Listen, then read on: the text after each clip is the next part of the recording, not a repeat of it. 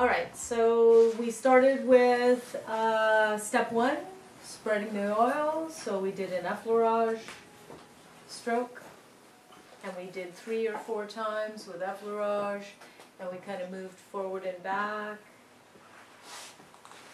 Then we transitioned to the lower back, to the lumbar, and we did an alternative thumb kneading into the lumbar spine here, into the quadratus lumborum, and we just kind of worked back and forth with the pads of our fingers in this lower back area, just adjusting to the tension of the person's muscles here. And as an alternative, we said that you could go very slowly and kind of do a reinforced thumb kneading there as well.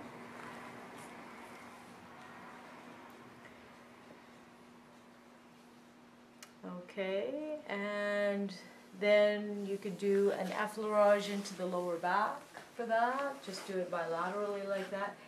And then the third step is a reinforced kneading along the paraspinal muscles here. So I'm just going all the way to the top and effleuraging back down, and I'm just using some pressure from my top hand into the lower hand. And most of the pressure here is on the fingers. It's called a reinforced finger kneading, so most of the pressure is actually in the top of the hand, right? And as I come up over the shoulder, I can give her a sense of kind of some pressure into there, but I really back off on my way down. And then you transition into the side here, and you can, I'm just bumping up against the spinous processes in the lower back here, and I'm going to do this all the way up the back. I'm just kind of picking a spinous process as I go along, each one, and I'm just kind of moving my hand and just kind of mobilizing. See, I can almost move her whole body. You can see that, right? Just from one vertebrae. But you don't want too much. I'm working from the same side that I'm on. That's where my pressure is. And it's not all really down, and it's not just to the side, because otherwise I'd fall off. There's sort of a downward, you know, almost like kind of a scooping or sort of a downward lateral pressure, right? And my hands are going in the same direction. And the more I leave my hands to be just kind of relaxed on her back, that's good for me. And you can tell that I'm kind of moving my body weight forward towards her, and you go all the way up to what I said was C7 here, which is just has a lot of muscular attachment and tends to sort of stick out more, so you can kind of feel it. And beyond that, you're working too much into the neck with the neck down like that. So you're just going to transition back, and you're going to do that movement again. Now, some of us were doing this. It probably feels a little bit easier to reinforce that. And, you know, possibly as an alternative this, but this doesn't really connect so much specifically into the vertebrae that you're wanting, right? But if your hands are getting tired, or you want to just kind of, you know, add some filler, there you go. So then here's another effleurage. So that was step 4, right? And then we go into step 5, which is the ringing and the raking. So now we're just ringing, and you can see we call this sort of like making a move, you know, kind of like cross-country skiing, because we used our whole body to do this. And you can actually ring all the way up.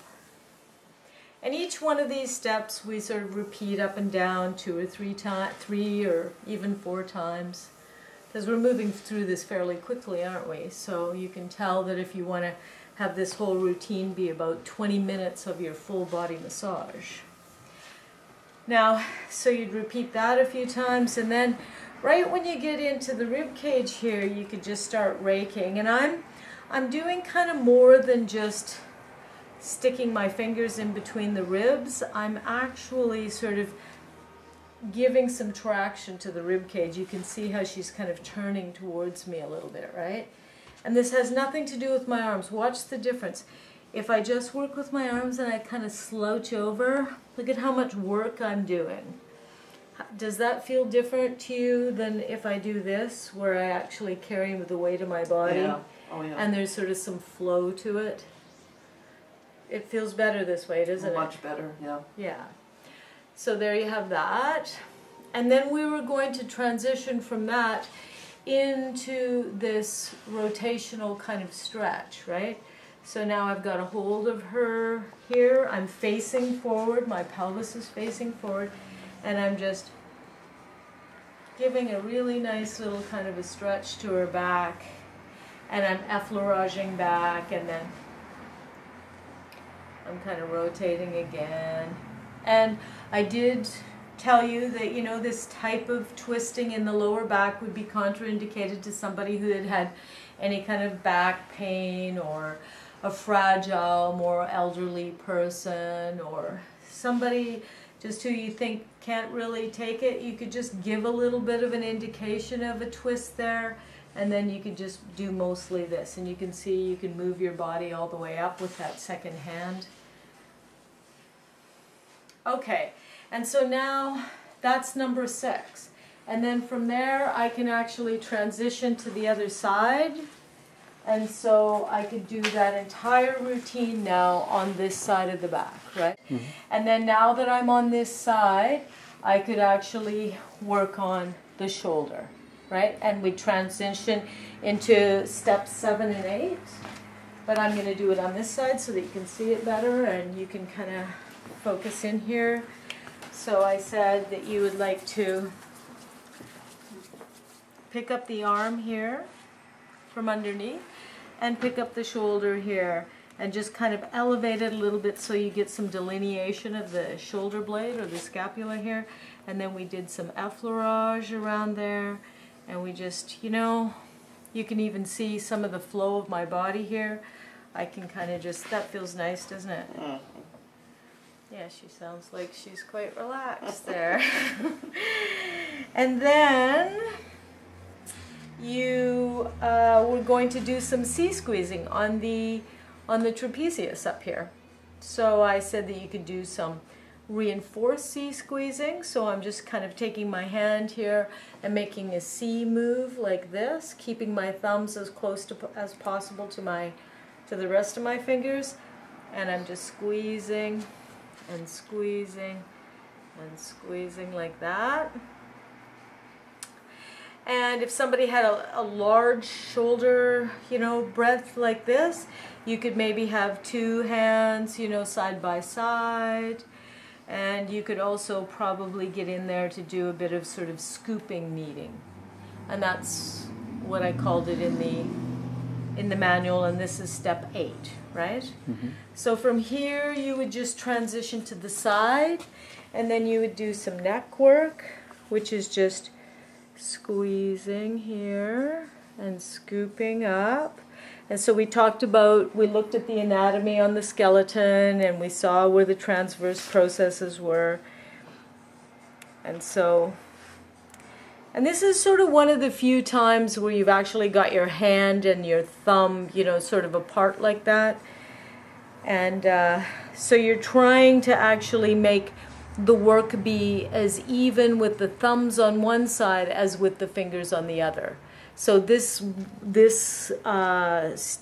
segment actually you can do just from one side, right? So you're just kind of picking up the flesh, and you're never pushing down the head like this into the face cradle. You're always kind of lifting the muscle tissue away from the bone. And that feels really good. And if you had a spot, say, that was kind of tender or sore, you could just kind of, you know, apply a little bit of pressure to it and just kind of hold it and then slowly drag off it, right? And then you would switch over and you would do 7 and 8 on this side of the shoulder, right? And then from that, you would transition to the head of the table. Mm-hmm. So from here then, you would put your hands on their neck, and you could just do almost like an egg beater style, like this, and you could just work off that C7. And I mentioned that you never want your thumbs to be too far away. You don't want to start, because you can't effectively work this area, this small area, with just your thumbs. So you want to stay really where all this sort of, a lot of layers of muscle tissue that get a lot of tension are in here.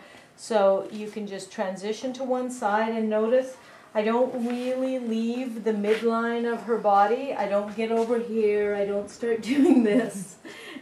I don't go on this side and start twisting over here. I really just stay very centered, and I just kind of lean forward into this, and I can reinforce my thumb, and I can work these muscles along the top of the shoulder here that get so much tension from working at a desk, a computer, sitting, driving, so many things that we do in our world. And you could also do some kind of, alternate thumb kneadings here, but not really going too much farther than sort of around the top of the shoulder blade here, right? And then you would switch over and do this side. So one hand's kind of scooped underneath the shoulder like that, and the other hand is working on top, but they're kind of working together to affect the same muscles. And then this you can kind of reinforce. And you can drive it from the top or from the bottom, whatever you feel comfortable with. And then you can just do a little bit of effleurage on the arms. And this actually isn't in the routine, but you could just do an effleurage all the way down the arms and then pick up really lightly to come back. And then you'll transition into the last part of this routine, which is just a reverse effleurage down to the lower back. And see, as I'm coming down like this, here's what I'm doing. It's kind of like I'm pushing her pelvis off of her lower lumbar spine. And that is a really nice sensation. That feels good, doesn't it? It certainly does, Roxanne. Yeah, and I'm not really doing much, right? I mean, I'm using my body weight, and I'm just kind of lengthening myself. Mm-hmm. So this is, the way you use your body to do body work so that you don't get tired. And then you can transition just over to the side. Again, not really too far over midline, and not way down here. You don't have to be down here. You can just be in this little sort of area of the face rest and the side of the table. And you can just do a bit of effleurage here down on this one side. And you can kind of start to prepare for some of the second level when we're doing the more of the legs and the buttock area. But here we're working on just doing some alternative thumb kneadings into the lower back. And then you can actually do some reinforced finger kneadings if your thumbs are tired. So you can just kind of go like that. All right. And then you can switch over and do the same thing over here on this side. And do a little bit of kneading. This is the upper glutes, gluteus medius, gluteus minimus up here. They're stabilizers of your hip. They help you when you're standing on one leg. And they often get tight on people, and sometimes you'll find that they'll be tighter on one side than the other. And then you just finish off with that reverse effleurage, transition over to the side, and just kind of, again, these feathering strokes and these effleurage strokes are just sort of finishing and transitioning moves, and this is just letting her know that the massage is pretty much over. Just doing a few of these strokes. No, no. They'll silently say that to themselves every time. Sometimes they take it better than others. And then you can just finish them off like that. Okay, and then you can tell them your massage is over now.